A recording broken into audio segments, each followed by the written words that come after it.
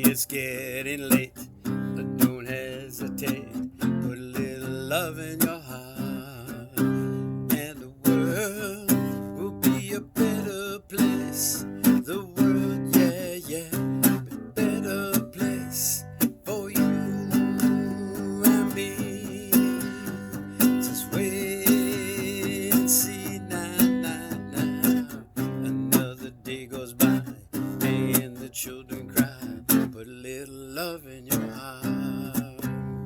Well, I hope when you decide, kindness will be your guide. Put a little love in your heart, and the world will be a better place. The world, yeah, yeah, a better place for you and me. Just wait and see now, yeah. Put a little love in your heart. Yes, indeedy. And ain't that what this Torah portion is all about? Vayigash.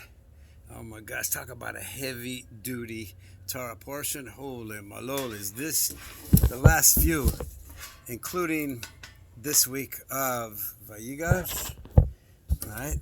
Not Parshas, oh my gosh, but Vayigash, which means Vayigash, I love Yehuda, and Judah confronted Joseph, who was basically the ruler, the practical ruler of Egypt. Pharaoh was basically a name only, and but the real day-to-day running of the country, all right through Joseph. Anyhow, Yehuda stands up to him on behalf of his younger brother Benjamin, and it's a whole thing together. And you see, Joseph is compared to the buffalo, compared to the ox, right? Yehuda is compared to the lion. So only a lion can confront a big, powerful buffalo, and only a buffalo can take on a lion. So these two great, powerful leaders meet. Obviously, Joseph is just testing them. He wants to see, will the brothers turn their back on Benjamin like they did on him many years before, over 20 years before? Are they going to turn his back on him, or will they stand up for him? And we know the end of the story, as Judah says, whatever kind of work you get out of Benjamin, I'm much better at it. You want a warrior, I'm the warrior. You want someone who's got more strength, that's me. So he lays his life down on the line for Benjamin. Joseph can't take it anymore. He breaks down and reveals himself, his nature, to his identity, to his brothers. And so I just wanted to speak with you a little, just real quickly, this whole Torah portion and the one before is all about family. It's all about brothers and sisters and parents and kids. It's all about a family getting along and this idea of brotherhood. All right? Sisters, brothers, what is a family? We all know that siblings have competition, sibling rivalry. You know, everybody is sort of fighting in a way to be top dog. But siblings, in spite of that, have to be there to support each other and take care of each other. Now, we see that with Shimon and Levi, where they defended Dinah after she was held captive and abducted and violated. We see Shimon and Levi, they take no garbage. It wasn't like, no, we're going to parley, no, we're going to talk. They went in there and they took care of business. Jacob wasn't too happy about that, the father, but they said, well, we're supposed to treat our daughter like a harlot. Nah, our sister like a harlot. Nah, that's not happening.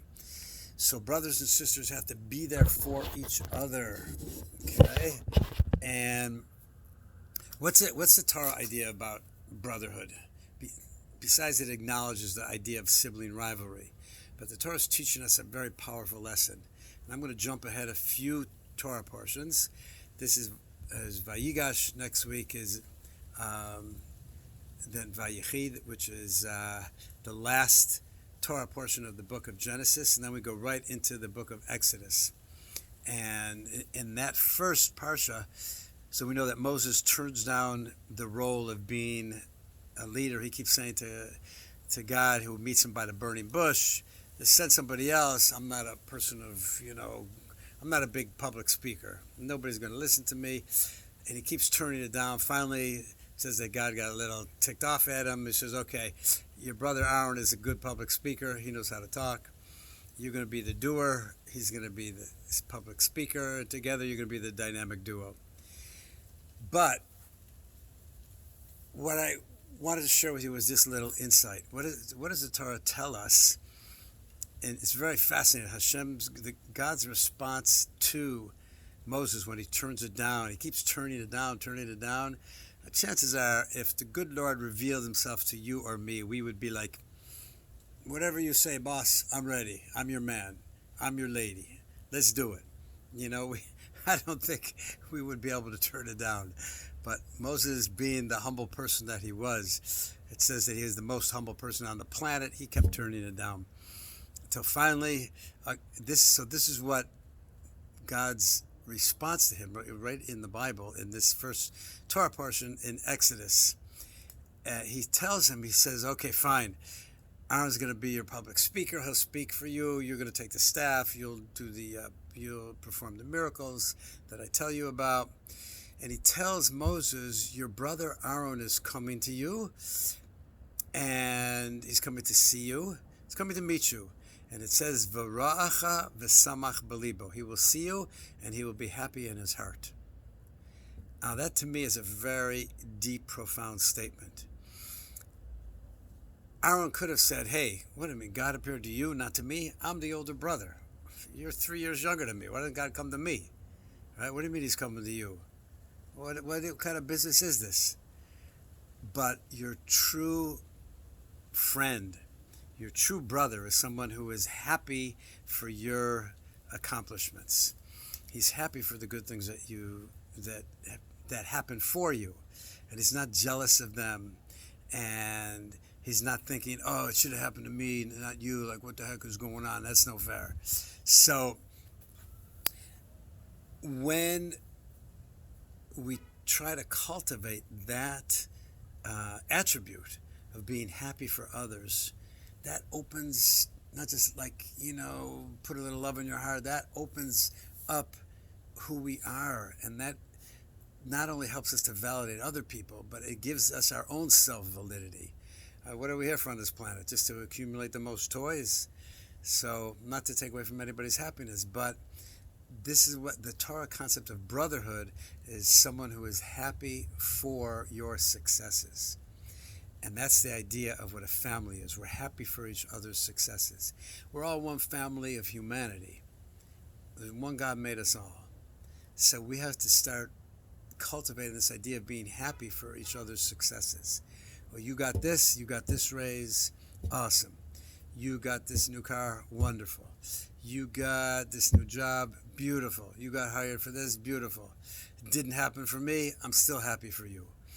Okay, so and furthermore, if you look into it deeply, the words in the Torah that when God is responding to Moses' complaints that no, pick somebody else, it says he will v'racha, he will see you v'samach b'libo, and rejoice in his heart.